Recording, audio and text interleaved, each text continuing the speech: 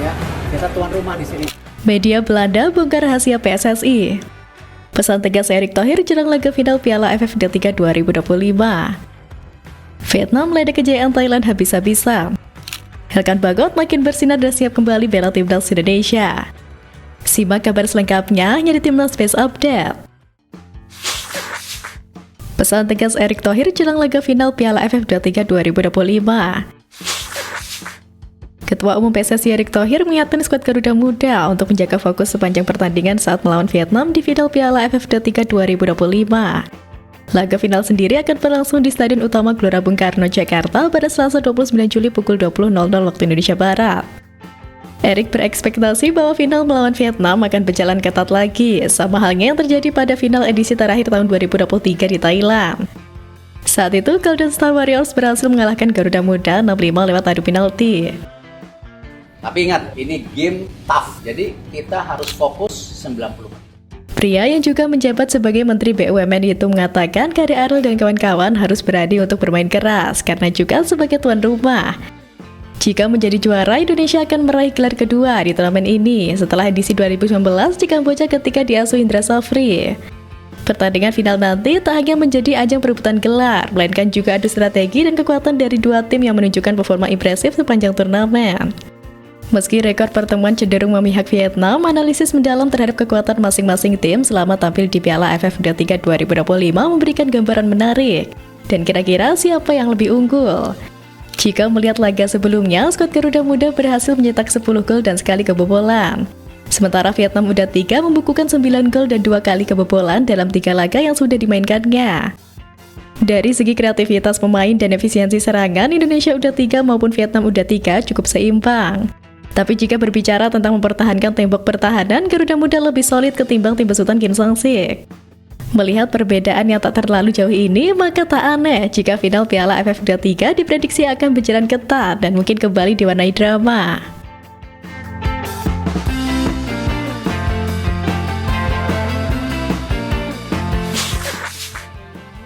Media Belanda bongkar rahasia PSSI.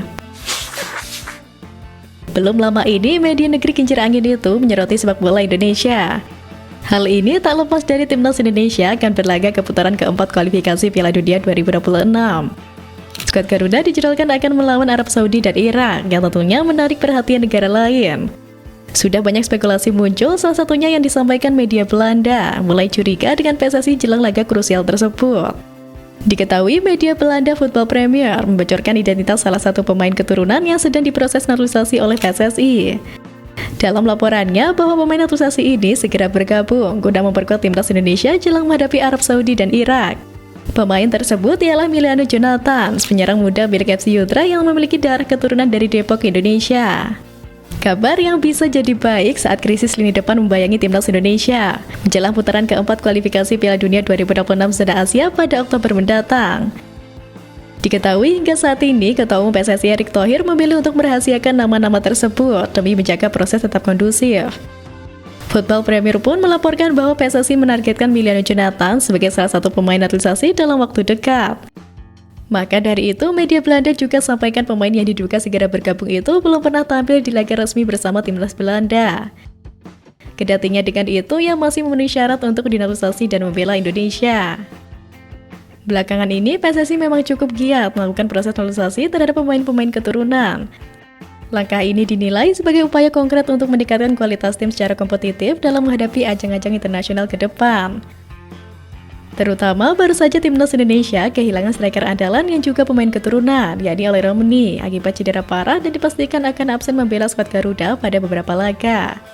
Apalagi Ketua Umum PSSI Erick Thohir memastikan Ole tidak akan dapat memperkuat timnas Indonesia dalam FIFA Matchday pada September melawan Kuwait dan Lebanon.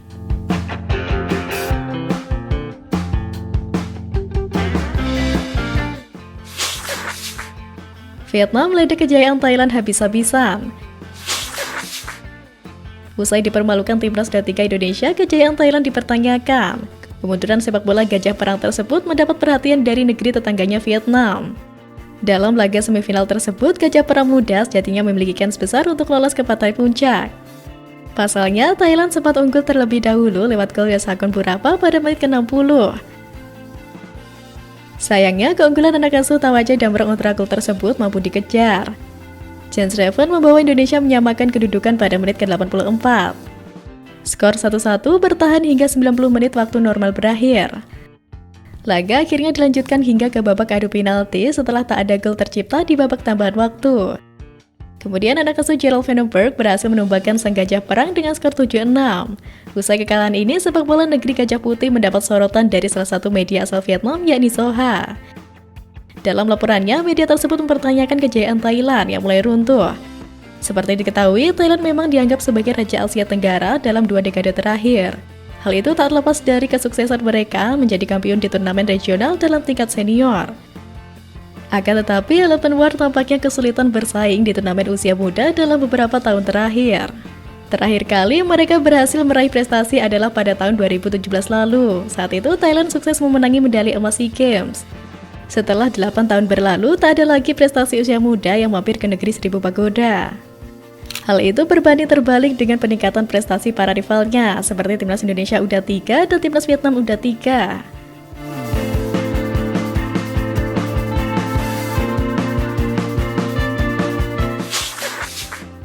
Elkan Bagot makin bersinar dan siap kembali membela Timnas Indonesia.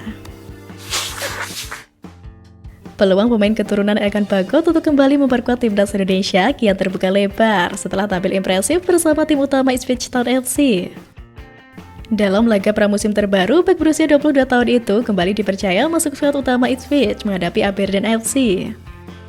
Pertandingan digelar di Pittodrie Stadium Sabtu lalu waktu setempat dan Ipswich sukses menekuk tuan rumah dengan skor meyakinkan 3-1. Bagi Elkan Bagot, ini adalah penampilan keduanya bersama tim utama Ipswich dalam tur pramusim 2025-2026. Sebelumnya, ia juga turun sebagai starter saat Ipswich menang telak 4-1 atas klub Austria, Blaues Linz. Menit bermain yang terus bertambah bersama skuad utama membuat peluang besar bagi Bagot untuk kembali dipanggil ke Timnas Indonesia. Seperti diketahui, yang sudah cukup lama absen membela Garuda. Menurut data Transfermarkt, Bagot telah mengoleksi 22 caps untuk Timnas Indonesia. Namun, sejak kekalahan dari Australia di babak 16 besar Piala Asia 2023 pada Januari 2024 lalu, namanya tak lagi muncul dalam skuad Garuda.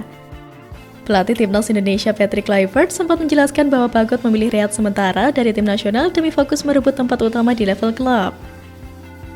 Kini setelah mendapat kepercayaan tampil di laga pramusim bersama tim utama Ipswich Town FC, publik Indonesia menanti apakah Elkan Bagot akan segera kembali mengenakan jersey merah putih.